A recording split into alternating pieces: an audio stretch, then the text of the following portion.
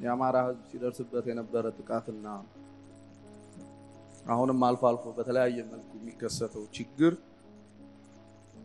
መዋቅራዊ ጥቃት የምንለው ነው። ቀደም ብዬ ያነሳሁት ቀጥተኛ ጥቃት እንዳለ ሆኖ ይሄ መዋቅራዊ ጥቃት ሳይለንት ኪሊንግ የምንለው ወይም ደግሞ ድምጽ አልባ ግድያ በአማራ ህዝብ ላይ የተደቀነ አደጋ ስለሆነ ይሄንን ምክር ቤቱ አይቶ አስፈላጊውን ዝግጅትና የመፍትሄ ሐሳብ ማምጣት አለበት ብዬ አስባለሁ።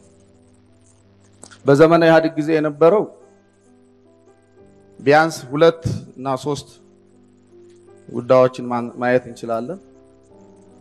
አንደኛው የነበረን የህዝብ ቁጥር እንዳልነበረ አድርገ ማባከን ነው። በዛ ምክንያት የአማራ ህዝብ ድምጽ አልባ ሞት ተካሂዶበታል። እስካሁን ያየቀጠለ ነው። በዛ የህዝብ ቁጥር ነው በጀት የሚመደብለት ማንኛውም ነገር የሚደረግለት። ከህዝብ ቁጥሩ መቀነስ በላይ እስካሁን ድረስ ያልተፈታው ዋነኛው ችግር በየማስበው የእድገት ምጣኔው በዛ ጊዜ በተሰፈረለት ስለሚመጠን የበጀት እድገታችንን የሚያድገው በጣም ዝቅተኛ በሆነ መልኩ ነው። የሌሎቹ በጣም በፍጥነት በሚያድግበት ሁኔታ የኛ በዝቅተኛ ሁኔታ እያደገ ወደ ኋላ እንድንቀር የሚያደርግ ነው። እስካሁን ያልተስተካከለ የበደል ስለሆነ ምክር ቤቱ አንክሮ ሰጥቶ በፌደሬሽን ምክር ቤት የሚሆን በፌደራል መንግስት ይሄ ነገር የሚስተካከልበት ሁኔታ መፍጠር መቻል አለበት። ሌላው የማምከን ሌሎች የተሰሩትን ስራዎች ሁላችንም እናውቀዋለን። ከዛ አልፎ የማንነት ጥያቄ አለ። ወይም ስትራክቸራል ቫዮለንስ የምንለው ነው። አንዳንድ ክልሎች አዳዲስ ክልሎች ተቋቁመዋል። በዚህም ደስተኛ ነው የአማራ ህዝብ፣ እንኳን ደስ አላችሁ ማለት እንፈልጋለን። በሌላ በኩል ደግሞ በአማራ ክልል ያሉ ጥያቄዎች እስካሁን አይነሱም፣ ቢነሱም ተገቢው ምላሽ አልተሰጠም። የራያ የወልቃይት ጉዳይ እስካሁን እየተንከባለለ ያለ ነው።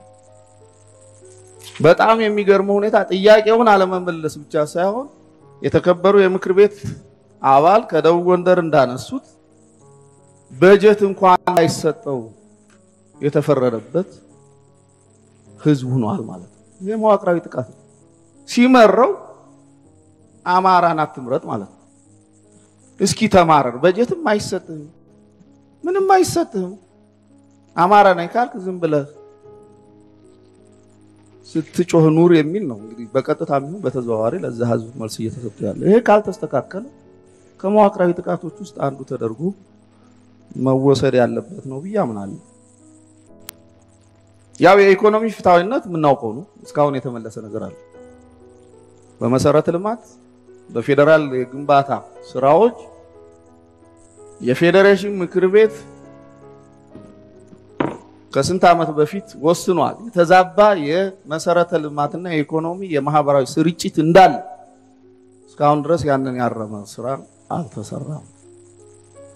እነዚህ መዋቅራዊ ጥቃቶች መስተካከል አለባቸው የሚል ነገር ለምክር ቤቱ አፒል ለማድረግ ነው። ሌላው ህገ መንግስት ነው። የፌደራል ህገ መንግስቱ እንደምታውቁት የፖለቲካ፣ የኢኮኖሚ፣ የማህበራዊና ባህላዊ እሳቤ ያለበት ነው። በጨቋኝ ተጨቋኝ በአብዮታዊ ዲሞክራሲ ስሪት አይዲዮሎጂ የጸደቀ ህገ መንግስት ነው። ይሄ ይሻሻል የሚለው ጩኸታችን ብዙ ቦታ ያገኛል መሰለኝ። ብዙ ቦታ ለማግኘት ብቻ ሳይሆን እንደ ሰማይ ርቆናል። አሁን ያንን ህገ መንግስት ለማሻሻል እንደ ሰማይ ኦኬ፣ ፌደራሉ እንደ ሰማይ ርቆናል። የክልሉን እንኳን ማሻሻል እንዴት አቃተው? ይሄ ክልል ምክር ቤት አርሏዊ የሆነው አማራን የሚጨቁነው የክልሉን ህገ መንግስት እንኳን ለማሻሻል አልቻልንምና በዚህ አጋጣሚ ይሄ ምክር ቤት ይሄን ለማሻሻል አስፈላጊው እርምጃ እንዲወሰድ ውሳኔ እንዲወስን አሁንም ለምክር ቤቱ ጠይቃለሁ። በሶስተኛ ደረጃ እየደረሰብን ያለው ጥቃት ባህላዊ ጥቃት ነው። የአማራ ዋና ዋና ሴቶች የምንላቸው መሰደቢያዎች ሆነዋል በወያኔ ጊዜ አሁንም ቀጥለዋል። ለምሳሌ ቅራርቶ ፉከራ አማራ ማንነቱን የሚገልጽበት ከሬጁን የሚገልጽበት ጀግንነቱን አይበገርነቱን የሚገልጽበት እንጂ ለዝና የሚያደርገው አይደለም። ይሄ በየቦታው ሬዲኩል ሊያደርግ በሚችል ሁኔታ ፉከራና ቅራርቶ እየተባለ ከዚህም ዝቅ ያልንነት ለማድረግ የሚደረገው ሙከራ እኛም ራሳችን ጭምር አውቀንም ሳናውቀው በየጊዜው የምንለው ነገር መስተካከል አለበት ያስባል። ፉከራ ብቻ አይደለም መቀስቀሻ የጀግንነት የባህላዊ ማነሳሻ ነው። በህልውና ዘመቻው የሚያየነው ያን ነው። ስለዚህ አንዳንዴ እንደው እንደ ጩኸት እንደ እንቁራሪትም እንደ ምንድነው ቁራም ምናምንም እየተባለ ይገለጻል። ይሄ በጣም ነውር ይሆን አንድ ህዝብ የሚያዋርድ ነገር መስተካከል አለበት ብያምናለሁ። አይደለም ትውፊታዊ ማንነቱ ነው ባህሉ ነው ቱባ ባህሉን ማንም እንዲደፍርበት አለማድረግና ይሄ ምክር ቤት የመከላከል ስራ መስራት አለበት ብያስባለሁ። ሌሎች ተቋሞችም አሉ እንደ ድር እንደ ቁብ እንደምናየው ሁሉ የጎበዝ አለቃነት ፋኖነት ቀጥታ ከአማራ ባህልና የአርበኝነት ማንነት ጋር የሚመጣ እንጂ ሲተረጎም እንደ ዋርሎርድስ የእንግሊዘኛውን ቃል ሙሉ በሙሉ ተጠቅሞ ከዚህ ጋር ኢኩቫለንት አድርጎ ለመተርጎም የሚደረገው ጥረትም ትክክል ነው ይያላስ። ስለዚህ እነዚህ እንደምር ያሳያቸው ሁለንተናዊ ጥቃት እንዳይደርስበት የአማራ ምክር ቤት እንዴት እንከላከል የሚል አቅጣጫ ማስቀመጥና አውቀውም ይሁን ሳያውቁ በዚህ መልኩ የሚያደርጉ ሰዎች እንዲታቀቡ ማድረግ አስፈላጊ ነው ብዬ አምናለሁ። የተከበሩ አቶ ዮሐንስ ሐሳቦትን ያጠቃልሉልን። እንዴት አድርጌ ላጠቃልል?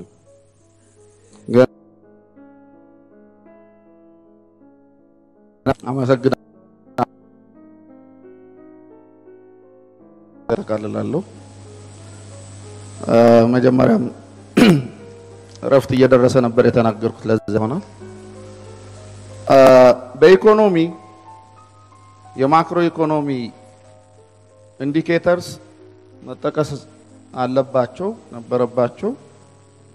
በብዙ መልኩ ስናይ አማራው ከአቨሬጅ በታች ነው በብዙ የማክሮ ኢኮኖሚ። ይሄን ማናገረው ዝም ብዬ ባሉዋል ሳይሆን ከ2008 እስከ 2012 የሴንትራል ስታቲስቲክስ አውቶሪቲ ያወጣውን በመውሰድ ነው። ለምሳሌ በድህነት ምጣኔ አቨሬጁ 24 ነው የአማራ 26.1 ነው። ይሄ እስከ 2012 ያለው ከውድመት በኋላ የተፈጠረውን ያው የምናውቀው ስለሆነ ማለት ነው። በኢንዱስትሪ ልማት አቨሬጁ 15.4 ነው የአማራ 8.1 ነው። ይሄም ከጦርነት በፊት የነበረ ነው። ከጦርነት በኋላ ምን ያህል እንደሆነ ሁላችሁም የምታውቁት ይመስለኛል። ሂውማን ዴቨሎፕመንት ኢንዴክሱን ብንወስደው በጤና በትምህርት በውሃ አቅርቦት አማራው እንደዚሁ በጥቅሉ ከአቨሬጁ በታች ነው። ይሄ በአንድ በኩል ኢፍትሃዊ የተዛባ የኢኮኖሚና የማህበራዊ ስርጭት ስላለ ነው። በሌላ በኩል ደግሞ ጦርነቱ ያመጣብን ጣጣ ሲጨመርበት ከዚህ የባሰ ነው። ከዛም አልፎ ደግሞ እኛም ክልላችን ለማንባት የምናደርገው ጥረት ሲዳመር የተፈጠረ ስለሆነ ይሄንን ለመቀየር ምክር ቤቱ ትኩረት ቢሰጥ ነው። መልሶ ማቋቋም ላይ ፈጠን ለማለት ነው። በርካታ ችግሮች አሉ፣ የወደሙ ንብረቶች አሉ። ይሄን በቁጥር መግለጽ ይቻል ነበር። እነዛ በዝርዝር መቀመጥ አለባቸው ባይነ ከወደሙት ውስጥ ምን ያህሉን ፈንክሽናል አረግን በጅምላ ከሚሆን በጣም ማት ነው ጉድመቱ። የአማራ ክልል ያቋቋመው ኮሚቴ እንኳን ያቀረበው ግርድፍ ሪፖርት ከ288 ቢሊዮን ብር በላይ የሚገመት መንግስታዊ ተቋም ወድሟል። ይሄን ለማካካስ የሚደረግ ጥረት በሁሉም አቅጣጫ እንዲፈጠር በማድረጉ በኩል ብዙ ችግሮች እንዳሉብን እንዲታይ ነው። እንግዲህ ብዙ ጉዳዮች ነበሩኝ። ምናልባት ጊዜ ካለ ድጋሚ እድል አገኛለሁ ብዬ ተስፋ አደርጋለሁ። አመሰግናለሁ።